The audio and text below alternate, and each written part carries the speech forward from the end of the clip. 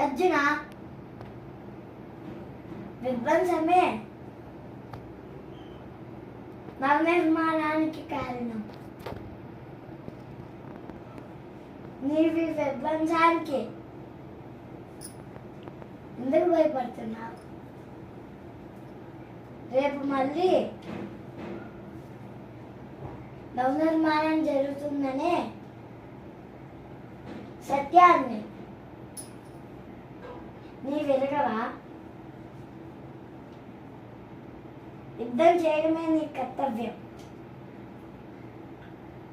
శస్త్రాన్ని సంధించు పార్థ. రాన్న తరాలకు ధర్మం ప్రాప్తించాలంటే ఈ రోజే